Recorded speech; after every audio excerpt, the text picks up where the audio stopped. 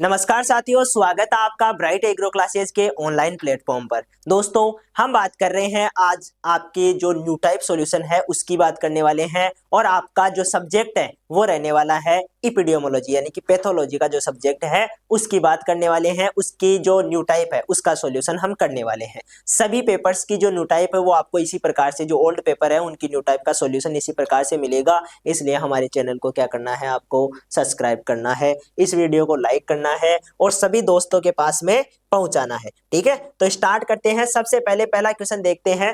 ठीक है, एक बार जो पेपर है वो दिखाऊं मैं आपको। ये शायद जो आपका लेटेस्ट पेपर है पिछले वाला वो है, आप और चेक कर सकते हो। ठीक है, इसमें यहां पर देखो PAR, ठीक है, PRA का मतलब क्या है, तो यहां पर पेस्ट रिस्क एनालिसिस यानी कि किसी भी रोग जनक के द्वारा या किसी भी कीट के द्वारा कितना नुकसान हो सकता है, इसका पहले ही जो एनालिसिस किया जाता है उसको हम PRA के रूप में जानते हैं। और ये आपका पेस्ट रिस्क एनालिसिस तीसरा ऑप्शन इसमें देखने को मिलेगा। ठीक है, यही आपके हिंदी में है और हिंदी में थोड़े शब्द ऐसे अजीब गजीब होते ही हैं, तो ये ध्यान रखना, क्योंकि ये क्या करते हैं कंप्यूटर से जो है चेंज होता है। ठीक है, ट्रांसलेट होता है, तो इसलिए अजीब से होते हैं। तो एक बार इंग्लिश पढ़ के देख लिया करो। ठीक है, तभी तो हम कहते हैं कि इंग्लिश पे थोड़ा ज्यादा फोकस रखो, क्योंकि ये ज्यादा काम में आती है। हिंदी कंफ्यूज कर देती है। जैसे जैसे आप आगे बढ़ोगे आपको इंग्लिश का सहारा लेना ही पड़ेगा। ठीक है, डिजीज ट्रायंगल की बात करें तो हम कहते हैं कि डिजीज क्या करती है, एक ट्रायंगल, कभी भी रोग फैलता है तो एक ट्रायंगल बनाता है और ट्रायंगल में आपको इस प्रकार से तीनों चीजें देखने को मिलती है। ठीक है, यहाँ पर पैथोजन होता है और यहाँ पर आपका एनवायरनमेंट होता है। तीनों ही क्या होते हैं, यहाँ पर ये ध्यान रखना कि होस्ट हमेशा ऊपर ही रखते हैं। ठीक है, एक सिंपल जो ट्राइंगल है वो होता है, होस्ट ऊपर होता है, ये ध्यान रखने वाली बात है। बाकी इजी वे में तीनों चीजें आपको पता है, होस्ट, पैथोजन और एनवायरनमेंट। ठीक है, इनकी विशेषताएं पूछे तो होस्ट कैसा होता है, ससेप्टिबल होता है तब रोग फैलता है, पैथोजन वीरुलेंट होता है तब रोग फैलता है, एनवायरनमेंट फेवरेबल होता है तब रोग फैलता है, बाकी कंडीशन में रोग नहीं फैलेगा। तीसरे ऑप्शन की बात करते हैं, low cost method of plant disease control. ठीक है, लो कॉस्ट यानी कि पैसा कम लगे, ऐसा कौन सा मेथड है जिसमें पैसे सबसे कम लगते हैं। ठीक है, तो यहां पर यदि आपको सीधा सीधा डिजीज में यदि प्रतिरोधी किस्में दे देता तो फिर वो करना था आपको। ठीक है, क्योंकि प्रतिरोधी किस्में सबसे सस्ती होती है, उनमें एक बार बनाने का ही खर्च आता है, उसके बाद में प्रॉब्लम नहीं है। ठीक है, तो वो सबसे सस्ती होती है। उसके बाद में आपके जो हम कल्चरल मेथड करते हैं, सॉइल सोलराइजेशन, वो ज्यादा ठीक है। ठीक है, क्योंकि रिमोट सेंसिंग में तो काफी पैसा लगता है, आपको सैटेलाइट भेजनी है, सैटेलाइट लगानी है या किसी से लेना भी है तो उसमें भी आपके पैसे ज्यादा लगते हैं, तो रिमोट सेंसिंग पॉसिबल नहीं है। केमिकल स्प्रे में केमिकल का पैसा लगेगा, सीड ट्रीटमेंट में केमिकल से ट्रीट करना पड़ेगा तो यहाँ भी पैसा लगेगा। यहाँ पर पैसा सूर्य से काम होगा आपका तो पैसा नहीं लगेगा, सिर्फ आपका एक पॉलीथीन का पैसा लगेगा जो कि ज्यादा नहीं है। ठीक है, तो ये बातें आप ध्यान रखोगे। लो कॉस्ट मेथड कौन सा है, क्वारंटाइन लेटिन शब्द है, ध्यान रखना, पूछा भी जाता है कभी कभी। कौन सा शब्द है, लेटिन शब्द है। ठीक है, और इसका अर्थ जो होता है 40 डेज होता है, यानी कि 40 दिन के लिए अलग रखना। क्वारंटाइन का मतलब अलग रखना, तो वही चीज होती है। तो क्वारंटाइन को भी आप ध्यान रखोगे। इसके बाद में बात करते हैं आगे। आगे हम बात करें तो ये जो आपका directorate of plant protection quarantine storage is situated, कहां पर ये सिचुएटेड है, तो गाजियाबाद में ये क्या है, सिचुएटेड है, यानी कि उस जगह पर ये निदेशालय स्थित है और 1900 जो आपका 46 है उसमें इसको स्थापित किया गया था। ठीक है, ये ध्यान रखना। इसके बाद में आगे चलते हैं, हम बात करें डिजीज कंट्रोल, रोग्यू इज ए, यानी कि रोग्यू क्या होता है, जो डिजीज कंट्रोल में काम में लेते हैं रोग्यू, वो क्या होता है। ठीक है, तो रोगिंग बोलते हैं हम नॉर्मली इसको। ठीक है, रोगिंग बोलते हैं, रोग्यू या रोगिंग। तो ये रोगिंग क्या है, एक कल्चरल प्रैक्टिस है जिसमें हम क्या करते हैं, ऐसे प्लांट जो इन्फेक्टेड है उनको बाहर निकाल लेते हैं, उनको हटा देते हैं। ठीक है, इसको हम रोगिंग कहते हैं। आगे बात समझ में, तो यह आपका ध्यान रखना है इसको। आगे चलते हैं, आगे हम बात करते हैं जो स्यूडोमोनास कल्चर हम काम में लेते हैं। स्यूडोमोनास क्या है, एक बायो कंट्रोल एजेंट है। पहली बात तो क्या है, बायो कंट्रोल एजेंट है, बायोलॉजिकली काम में लिया जाता है, बायो कंट्रोल एजेंट हो गया। इसको हम 1 ग्राम, वो 6 ग्राम पर केजी के हिसाब से जो है सीड में काम में लेते हैं। जब सीड ट्रीटमेंट करते हैं उसी के साथ में इसको काम में ले लेते हैं। आगे बात समझ में, तो स्यूडोमोनास का भी ध्यान रखना है। इसके बाद में आ जाओ, स्ट्रेप्टोसाइक्लिन क्या है, तो जैसा कि नाम से ही पता चल रहा है ये एक बैक्टीरिया को मारने वाला जीव है। ठीक है, क्या है, बैक्टीरिया को मारने वाला जीव है, एंटी जो बैक्टीरियल है वो है, या एंटीबायोटिक है, ठीक है, दोनों चीजें एक ही होती है, एंटीबायोटिक हो या एंटीबैक्टीरियल हो एक ही होता है। एंटीबायोटिक तो नॉर्मली हम भी लेते हैं, हम जो दवाइयां खाते हैं वो एंटीबैक्टीरियल ही तो होती है, वो एंटीबायोटिक ही होती है जिनको हम जो है जुकाम में, इनमें नॉर्मल बुखार ये होती है उसमें लेते हैं, ठीक है, तो वही बातें हैं, स्ट्रेप्टोसाइक्लिन भी वही होती है। इसके बाद में जो आपका FIR है उससे भी क्वेश्चन आया हुआ है। FIR क्या होता है, तो सिंपली हम कहते हैं जब भी सीड ट्रीटमेंट करते हैं तो सबसे पहले फंजीसाइड काम में लेते हैं, उसके बाद में इंसेक्टिसाइड काम में लेते हैं, उसके बाद में आपका राइजोबियम कल्चर काम में लेते हैं। तो वही बातें हैं, यहाँ पर फंजीसाइड है, इंसेक्टिसाइड है और राइजोबियम कल्चर है, ये सीक्वेंस होना चाहिए, ये फिक्स है, इसमें आप ऊपर नीचे नहीं कर सकते, ऐसा नहीं कर सकते कि इंसेक्टिसाइड पहले ले लिया, फंजीसाइड बाद में ले लिया, जो राइजोबियम कल्चर है उसको लास्ट में ले लिया, ऐसा नहीं कर सकते, ठीक है, तो ये सीक्वेंस फिक्स है, इसलिए इसका ध्यान भी रखोगे। इसके बाद में आ जाते हैं कि जो प्रोफेसर मिलाडे हैं जिन्होंने बोर्डेक्स मिश्रण बनाया था, ठीक है, बोर्डेक्स मिश्रण में क्या होती है, तीन चीजें होती है, एक कॉपर सल्फेट होता है, ठीक है, इसके अलावा लाइम होता है, चूना जिसको हम बोलते हैं, और वाटर होता है, तीनों का जो मात्रा है वो 5:5:50 होता है, ठीक है, गैलन में मापा जाता है, ये आ गई बात समझ में, तो ये अनुपात होता है। बोर्डो मिश्रण जो है इनकी खोज मिलाडे ने की थी और 1885 में, ध्यान रखना है ये जो ब्लू पेन से टिक लगा हुआ है ये नहीं आएगा इसमें, इसमें आपका 1885 आएगा, ठीक है, ये ध्यान रखना। इसके बाद में आगे चलते हैं, आगे एपिडेमियोलॉजी की परिभाषा से आपके जो है क्वेश्चन आया हुआ है। अब देखो परिभाषा से क्वेश्चन बनता है तो शब्दों का फेर है, शब्द यहाँ पर दूसरे भी हो सकते हैं, ऐसा कोई जरूरी नहीं है, लेकिन एक अनुमान के हिसाब से हम ये कह रहे हैं कि जो आउटब्रेक को, ठीक है, फैलने को, स्प्रेड को और जो प्रकोप है उसको बताने का काम करती है, उसी को हम क्या करते हैं, जो जनसंख्या के, ठीक है, जो डिजीज है उसके जो पैथोजन है उसकी फैलने की दर को और उसके प्रकोप को बताने का काम करता है, उसी को हम क्या बोलते हैं, एपिडेमियोलॉजी बोलते हैं, ठीक है, तो ये परिभाषा से आया हुआ है। Father of epidemiology Vander Plank को कहते हैं, बहुत बार पूछा जाता है, ठीक है, आपके एपिडेमियोलॉजी में तो इसको बार बार पूछा जाता है, ध्यान रखना है, वंडर प्लैंक को कहते हैं। इसके अलावा किसी रोग का व्यापक व विनाशकारी रूप से उत्पन्न होना क्या कहलाता है, व्यापक और विनाशकारी रूप से, यानी कि जो एक जल्दी से फैलने वाला, चारों ओर जल्दी से फैल जाएगा, बड़े क्षेत्र में फैल जाएगा, उसको हम क्या बोलेंगे, एंडेमिक बोलेंगे, ठीक है, क्या बोलेंगे, एंडेमिक बोलेंगे, ठीक है। एक पेंडेमिक भी होता है, लेकिन पेंडेमिक क्या होता है दोस्तों, थोड़ा सा इससे भी ज्यादा बड़े लेवल पे फैलता है, ठीक है, वो महाद्वीपों तक चला जाता है, जैसे हम नॉर्मली पेंडेमिक किसको बोलते हैं, कोरोना को पूरे विश्व में फैल गया था, तो वो थोड़ा ज्यादा, इसका भी बड़ा रूप होता है। आगे बात समझ में, ये जो आपका मेनकोजेब है ये एक कॉन्टेक्ट फंजीसाइड है, ध्यान रखना है इस बात का, कॉन्टेक्ट फंजीसाइड होता है। यहां पर ध्यान देना है, यहां पर क्या है, एक जो महामारी, मुख्य रूप से हम ये कहते हैं जो कि द्वीपों, यहां पर दिखाई नहीं दे रहा होगा लेकिन मैं बोल के बता देता हूं, एक महामारी जो द्वीपों तक पहुंच जाती है, ठीक है, यानी कि जो बड़े बड़े द्वीप है, महाद्वीप है, वहां तक पहुंच जाती है, वहां तक फैल जाती है, उसको क्या बोलते हैं, तो पेंडेमिक बोलते हैं। आ गई बात दोनों की समझ में, पेंडेमिक क्या है और एपिडेमिक क्या है, दोनों चीजों को ध्यान रखोगे। इसके अलावा हम ये कहते हैं ऐसी डिजीज जो एक मौसम में अपना जीवन चक्र पूरा नहीं कर पाती है, यानी कि ज्यादा समय लेती है, एक वर्ष से भी अधिक समय लग जाता है, उसको हम क्रोनिक डिजीज ही बोलते हैं, ठीक है, ये यहाँ पर काटा हुआ है लेकिन इसको क्रोनिक डिजीज ही बोलते हैं, पोलीलाइटिक नहीं बोलते हैं, ठीक है, ये ध्यान रखना। इसके बाद में आ जाते हैं IPPC क्या होता है, ठीक है, यहाँ पर लिखा हुआ है IPPC, ये किसको डिनोट करता है, तो ये आपका इंटरनेशनल प्लांट प्रोटेक्शन जो कन्वेंशन है, सम्मेलन है, उसकी बात करता है, ठीक है, ध्यान रखना है।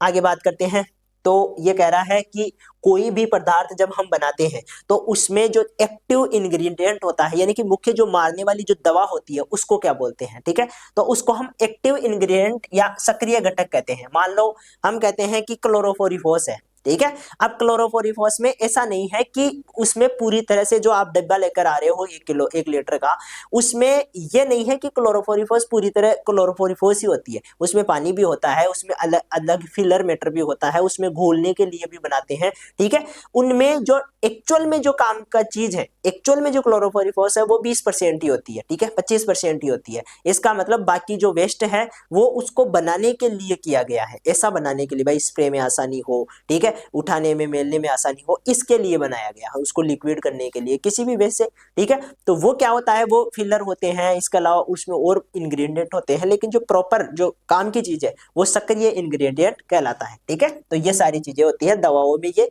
देखा जाता है। जेंथोमोनास एक इंपॉर्टेंट बैक्टीरिया है जो कि ग्राम नेगेटिव बैक्टीरिया कहलाता है, ठीक है। कैसा है, ग्राम नेगेटिव बैक्टीरिया है।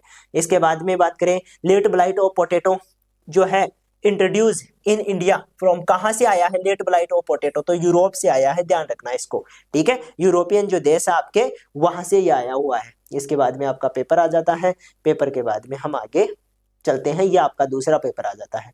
इसकी बात करते हैं, national institute of plant health management, किसके लिए, प्लांट हेल्थ मैनेजमेंट के लिए जो इंस्टीट्यूट है वो कहां पर है, हैदराबाद में है, इसको भी ध्यान रखोगे, ठीक है। इसके बाद में बात करते हैं plant disease epidemic and control, ये किसने लिखी है, तो आपके वंडर प्लैंक ने लिखी है। इसी में आगे ध्यान रखना आप, ये आपके एपिडेमियोलॉजी के क्या है, फादर भी है, ये चीज भी ध्यान रखोगे, दोनों चीजें ध्यान रखना, पिछली बार पूछा हुआ है इसलिए बता रहा हूं। यहाँ पर बात करें तो यहाँ पर national centre of integrated pest management, national centre of integrated pest management कहाँ पर है, न्यू दिल्ली में है, ठीक है। आगे बात समझ में, तो जो इंटीग्रेटेड पेस्ट मैनेजमेंट का जो आपका सेंटर है वो कहाँ पे है, नई दिल्ली में है, ध्यान रखना है इसको भी। इसके बाद में बात करते हैं जो एपिडेमियोलॉजी है वो किस भाषा का शब्द है, ये जो सारे शब्द है वो किससे मिलकर बने हुए हैं, तो ग्रीक भाषा का शब्द है, इसमें एपी भी ग्रीक भाषा का ही है, जो आपका ये है हम कहते हैं डेमोस जो है ये भी इसी का है, और लोगस भी ग्रीक का ही होता है। लोगस का तो आपको पता भी होगा क्योंकि ये कई जगह इस्तेमाल किया जाता है। देखो यहाँ पर ध्यान देना है, दोबारा जो डिजीज ट्राइंगल है वहां से क्वेश्चन आया है, ये कह रहा है कि जो आपका इक्विलेटरल ट्राइंगल है वो तो होता ही है, मुख्य रूप से इसमें हम क्या कह रहे हैं, समबाहु त्रिकोण, तो समबाहु त्रिकोण का मतलब तीनों जो इसके भुजाएं हैं ये समान है, लेकिन ऊपर क्या होता है, अपर पोर्शन में यहाँ पर होस्ट लिखा जाता है, ये बात ध्यान रखने वाली है, ठीक है। यहाँ पर पैथोजन लिख सकते हैं, यहाँ पर एनवायरमेंट लिख सकते हैं, लेकिन ऊपर हमेशा क्या रखना है, होस्ट रखना है, ये इंपॉर्टेंट बात है, ठीक है। इसके बाद में आगे चलते हैं, आगे बात करें, यदि जो रोग त्रिकोण के 3 कारकों में से एक शून्य हो, यदि जो आपका ट्राइंगल है और ट्राइंगल में तीनों कारकों में से एक नहीं हो, ठीक है, एक भी कारक नहीं होता है तो रोग कभी भी नहीं होगा, रोग फैलेगा ही नहीं, ठीक है। इन तीनों का होना जरूरी है रोग फैलने के लिए, ये बातें तो बेसिक बातें हैं, आपको जरूर ध्यान रखनी है, ठीक है। इसके बाद में आगे बात करते हैं फादर ऑफ आपके फाइटोपैथोमेट्री, ठीक है, ये अलग शब्द है, ठीक है, फाइटोपैथोलॉजी नहीं है ये, फाइटोपैथोमेट्री, तो मेट्री शब्द में भी वही करते हैं कि ये कितनी फैल सकती है, क्या है, आपके पैथोलॉजी से रिलेटेड ही है, आपके इजी बटलर इसका क्या है, जो है फादर है इंडिया में, ठीक है। इसके अलावा एपिडेमियोलॉजी से ही रिलेटेड जो है आपके एपिफाइटोलॉजी, ठीक है, इसको थोड़ा सा ध्यान से पढ़ना आप, आगे बात समझ में, ये आपके वंडर प्लैंक जो एपिडेमियोलॉजी से ही रिलेटेड एक और शाखा है, इसके भी आपके क्या है, वंडर प्लैंक जो है इसके फादर कहे जाते हैं, ठीक है, ध्यान रखना है दोनों चीजें, ठीक है। वो प्लांट पैथोलॉजी के जनक है एजी बटलर, तो वो उसमें आएंगे, उससे रिलेटेड शाखा में, ठीक है, और ये एपिडेमियोलॉजी से रिलेटेड है, इसलिए यहाँ पर वंडर प्लैंक आपके आ जाएंगे, पादप महामारी कहते हैं इसको। इसके बाद में जो एम्बार्गो है उसका मतलब क्या होता है, तो टोटल बैन, यदि कोई भी दवा है उस पर एम्बार्गो लिखा हुआ है, इसका मतलब वो टोटली क्या है, बैन है, उसका इस्तेमाल नहीं हो रहा है, ठीक है, ये ध्यान रखना है। इसके बाद में आगे बात करते हैं क्वारंटाइन, दोबारा आ गया, वहां पर पूछ रहा था कि क्वारंटाइन का अर्थ क्या होता है, ठीक है, 40 डेज होता है, लेकिन यहाँ पर पूछ रहा है कौन सी भाषा का शब्द है, तो ये लैटिन भाषा का शब्द है, इसको भी आप ध्यान रखोगे। डीपा क्या है, तो डीपा एक एक्ट होता है, ठीक है, डीपा क्या होता है, एक एक्ट होता है, डिस्ट्रक्टिव इंसेक्ट पेस्ट एक्ट, जो कि 1914 में आया था, ठीक है, इसका भी ध्यान रखने ला, आपके इसी से इंसेक्ट और पेस्ट से संबंधित ही एक्ट है। इसके बाद में आगे बात करें तो आपका जो गोल्डन सिस्ट नेमेटोड है, ठीक है, गोल्डन सिस्ट नेमेटोड और ब्लैक वाट ऑफ पोटैटो, ये दोनों ही जो आपकी डिजीज है, इनका क्वारंटाइन, इनका जो क्वारंटाइन है वो कैसा है, लीगल है, ठीक है, इसको लीगली ही क्वारंटाइन किया जाता है, ठीक है, यानी कि कानून बना रखा है इनके क्वारंटेशन के लिए, यानी कि इनको अलाउ नहीं करती है सरकार। इसके बाद में बात करते हैं central directorate of plant protection and quarantine store was establish 1946, ये ध्यान रखना, पिछली बार ये है ना, पिछली बार का जो पेपर हम देख रहे थे उसमें ये ऑप्शन वाले क्वेश्चन में था, अब की बार ये किस में है, फिल इन द ब्लैंक्स में है, ठीक है। तो ये भी ध्यान रखना, ये दोबारा आया हुआ है। इसके बाद में पॉलीसाइक्लिक जो डिजीज होती है उनका जो कर्व होता है वो सिग्मोइड होता है, ध्यान रखना है कौन सा होता है, सिग्मोइड होता है। और मोनोसाइक्लिक जो डिजीज होती है उनका सेचुरेटेड होता है, ठीक है। कैसा है, सेचुरेटेड है, ध्यान रखना है इन दोनों को, ठीक है। इसके बाद में आगे चलते हैं, आगे हम बात करेंगे आपके जो पाउडरी मिल्ड्यू है, ठीक है, इसकी बात करते हैं। यहाँ पर कह रहे हैं कि जो हम पानी है उसको गर्म करके भी कौन से रोग का नियंत्रण कर सकते हैं, तो जो एयरबोर्न डिजीज है उनका या फिर पाउडरी मिल्ड्यू का, ठीक है, दोनों एक ही बात है, पाउडरी मिल्ड्यू भी एयरबोर्न डिजीज ही है, ठीक है। तो इसको हम नियंत्रित कर सकते हैं। इसके बाद में है कि पौधे से पौधे के बीच की जो दूरी है बनाए रखने को हम क्या बोलते हैं, अंतरा पंक्ति दूरी, या हम कहते हैं इंट्रा रो स्पेसिंग, ठीक है, इंट्रा रो स्पेसिंग बोलते हैं। आगे बात समझ में, ये भी आपको ध्यान रखना है। उचित पादप रोग नियंत्रण के लिए फसल चक्र अपनाना चाहिए, बिल्कुल बेसिक बात है कि यदि हमें रोगों का नियंत्रण करना है तो क्या करना चाहिए, कौन सी कर्षण क्रिया करनी चाहिए, क्रॉप रोटेशन। सोइल सोलराइजेशन पादप रोग नियंत्रण की कम लागत वाली विधि है, कम लागत वाली, ये चीज है ना, पिछली बार आपको पता हो तो कैसे पूछी थी इसको वहां पर ऑप्शंस में से, ठीक है, वहां पर ऑप्शन वाले क्वेश्चन में आई हुई थी। अब की बार इसको किस में डाल दिया, आपके जो फिल इन द ब्लैंक्स है उनमें डाल दिया। इसका मतलब क्वेश्चन यही से उठ के आएंगे, लेकिन वो सिर्फ पैटर्न चेंज हो जाएगा कि मान लो फिल इन द ब्लैंक्स में आ जाए या जो है ऑप्शन वालों में से आ जाए, ठीक है, या इनके आसपास में से और कोई चीज पूछ ले, तो वो बात है, ठीक है। इसके बाद में आगे चलते हैं, ट्राइकोडर्मा जिसका आपका इकोडर्मा आपके व्यापारिक नाम है, ये किसको कहते हैं, तो ट्राइकोडर्मा विरिडी को ही कहते हैं, ठीक है। ट्राइकोडर्मा विरिडी का ही जो व्यापारिक नाम होता है, बाजार में ये इकोडर्मा के नाम से बिकता है, ठीक है, जो कि जिनका उपयोग हम आमतौर पर मिट्टी से होने वाली बीमारियों को नियंत्रित करने के लिए करते हैं। ये बात भी आपको ध्यान रखनी है। इसके बाद में आ जाते हैं नेक्स्ट 20-21 वाले पेपर की बात कर लेते हैं। यहाँ पर आपको देखने को मिलेंगी, यहाँ से स्टार्ट करते हैं। Hot water treatment is effective किसके लिए, तो इंटरनली जो सीड बॉर्न डिजीज होती है, ठीक है, उनके लिए हॉट वाटर ट्रीटमेंट उपयोग में लिया जाता है। Preventing the entry of pathogen in new area, new area में जब पैथोजन को हम एंट्री करने से रोकते हैं तो उसको अवॉइडेंस कहते हैं, पहले ही अवॉइड करेंगे, उसको आने से ही रोकेंगे, ठीक है। ये आपके प्रिंसिपल होते हैं डिजीज मैनेजमेंट के, उनमें से आया हुआ क्वेश्चन है, ठीक है। ये डिजीज मैनेजमेंट के क्या होते हैं, प्रिंसिपल होते हैं। इरेडिकेशन में हम क्या करते हैं, किसी भी दवा का इस्तेमाल करके पूरा जो है एक तरफ से सफाया करते हैं। प्रोटेक्शन में हम संरक्षण करते हैं, बचाते हैं। एक्सक्लूजन में भी हम क्या करते हैं, रोगों से जो है बचाने का काम करते हैं। स्ट्रेप्टोमाइसिन बिलोंगिंग टू, तो ये एक तरह का क्या होता है, बैक्टीरिया होता है स्ट्रेप्टोमाइसिन, ठीक है, ये ध्यान रखोगे। इसके अलावा स्ट्रेप्टोमाइसिन स्केबिस का विरोधी कारक कौन सा है, ठीक है, यानी कि इसको रोकने का काम कौन करता है, तो स्यूडोमोनास इसको रोकने का काम करता है, एंटागोनिज्म नेचर दर्शाता है, ठीक है। ट्राइकोडर्मा जो आपका हेरिजिनम है, इसका मुख्य रूप से पैरासाइट क्या है, ठीक है, पैरासिटेड साइट्स, ठीक है, यानी कि परपोसी, यहां ध्यान रखना है, परपोसी है। तो ये क्या है, उपरोक्त सभी का, चाहे राइजोक्टेनिया हो, पिथियम हो, स्क्लेरोटियम हो, देखो इन तीनों में क्या कॉमन चीज है, इन तीनों में ध्यान रखना, ये अधिकतर क्या होते हैं, सॉइल में रहते हैं, ठीक है, और सॉइल बोर्न डिजीज पैदा करते हैं। राइजोक्टेनिया रूट रोट पैदा करता है, पिथियम आपने सुना होगा, ये हम कहते हैं कि जो नर्सरी में होती है डैम्पिंग ऑफ, वो डिजीज इसके द्वारा होती है। स्क्लोरेसिया ये भी आपके कई प्रकार के डिजीज, जैसे कि आपके इसमें अर्गट हो जाता है, इनमें ये होता है, ठीक है। तो ये तीनों ही क्या है, आपके मुख्य रूप से सॉइल में रहने वाले जो फंगस है वो है, और इनको नियंत्रित करने का काम ट्राइकोडर्मा का है, तो ये बात ध्यान रखोगे। इसके बाद में पादप रोग नियंत्रण की प्रभावी सबसे सुरक्षित व सस्ती विधि कौन सी है, अब देखो यहाँ पर ऑप्शन अलग है, ठीक है, सस्ती कह रहे हैं, प्रभावी कह रहे हैं, तो रेजिस्टेंस वेराइटीज जो यूज करके हम क्या कर सकते हैं, रोक सकते हैं। कर्षण क्रिया से भी प्रभावी नहीं है, ठीक है, सस्ती तो है लेकिन प्रभावी नहीं है। भूमि उपचार सस्ती तो है लेकिन प्रभावी नहीं है। पेरेनियल छिड़काव सस्ती तो है लेकिन जो है केमिकल्स का यूज करना पड़ता है। तो यहाँ पर ये सबसे बेस्ट है, जो आपकी रोग प्रतिरोधक किस्मों का उपयोग करते हैं वो सबसे अच्छी है। ट्राइजोल्स क्या है, तो ट्राइजोल्स आपके जो है सिस्टेमिक फंजीसाइड है, जिसको हम सर्वांगी कवकनाशी कहते हैं। क्वारंटाइन क्या है, तो क्वारंटाइन के लिए हम ये कहते हैं कि ये क्या है, एक लैटिन भाषा का शब्द है, पूछा हुआ है, ठीक है, ये दोबारा पूछ लिया, PRE, ठीक है, पहले भी पूछा हुआ है, दोबारा पूछ लिया। पेस्ट रिस्क एनालिसिस, ठीक है, ये भी ध्यान रखोगे।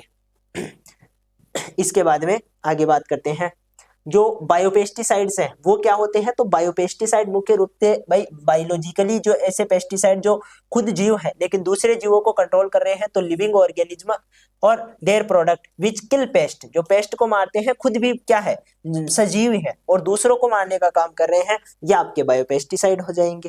ठीक है। एजे बटलर आपके फादर ऑफ प्लांट पैथोलॉजी है, पूछा हुआ क्वेश्चन है, दोबारा पूछ लिया है। नेशनल प्लांट क्वारंटाइन स्टेशन कहाँ लोकेटेड है, न्यू दिल्ली में लोकेटेड है। ठीक है, ये ध्यान रखोगे। इसके बाद में plant quarantine is legal restriction of movement of plant material from the one country to another country. ठीक है, एक देश से दूसरे देश में किसी भी चीज को ले जाने से रोकने का काम कौन करता है, प्लांट संगरोध, या इसको प्लांट क्वारंटाइन कहते हैं। डीपा क्या है, तो DIPA destructive insect and pest act है, जो कि आपका 1914 में आया था। ठीक है। वंडर प्लेइंग क्या है, तो वंडर प्लेइंग ने एक बात तो एपिडेमियोलॉजी के ये जनक कहे जाते हैं। ठीक है, साथ में वर्टिकल हॉरिजॉन्टल रेजिस्टेंस इन्होंने ही दी थी। ठीक है, ये जो कंसेप्ट है वर्टिकल और हॉरिजॉन्टल रेजिस्टेंस है, ये आपके किसके हैं, इसी के वंडर प्लाइंग के हैं।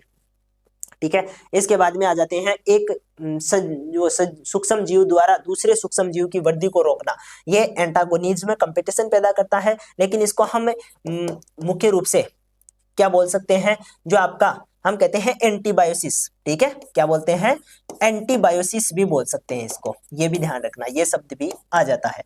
आगे बात समझ में। इसके अलावा मेनकोजेब क्या है, तो डाई मिथोकार्बोनेट समूह का फफूंदनाशी है, ये भी ध्यान रखना इसका। जो फफूंदनाशक संक्रमण से पहले सुरक्षा प्रदान करते हैं, सुरक्षात्मक कवकनाशी प्रोटेक्टेड फंजिसाइड कहलाते हैं। ठीक है, इसके अलावा plant disease epidemics and control, ये दोबारा पूछ लिया। ठीक है, ये पहले किसमें जो आपके ऑप्शन वाले क्वेश्चन थे उनमें आई थी, यहाँ पर आपके क्या जो है आपके फिल इन द ब्लैंक्स में आ गई है, इसका मतलब वंडर प्लाइंग इसमें आएगा। पॉलीसाइक्लिक वाला दोबारा पूछा हुआ है। ठीक है, पॉलीसाइक्लिक जो बीमारियां है वो आपके कौन सा कर्व बनाती है, सिग्मोइड बनाती है, और जो मोनोसाइक्लिक होती है वो कौन सा, सेचुरेटेड बनाती है। ठीक है, ध्यान रखना है दोनों चीजों का। इसके बाद में बात करते हैं, अब मेरे हिसाब से ये यहाँ 7वां क्वेश्चन कंप्लीट हो जाता है। इसके बाद में ये आपका एक और पेपर आ जाता है, ये यहाँ पर कंप्लीट भी हो जाता है। ठीक है, तो ये 3 पेपर थे जो हमने डिस्कस किए हैं, सारी चीजें आपको समझ में आई होगी, सारे आंसर बिल्कुल ऑथेंटिक है, कोई दिक्कत नहीं है। ठीक है, पूछ के और कंफर्म करके ही आपको बताए गए हैं, किसी प्रकार की कोई प्रॉब्लम नहीं है।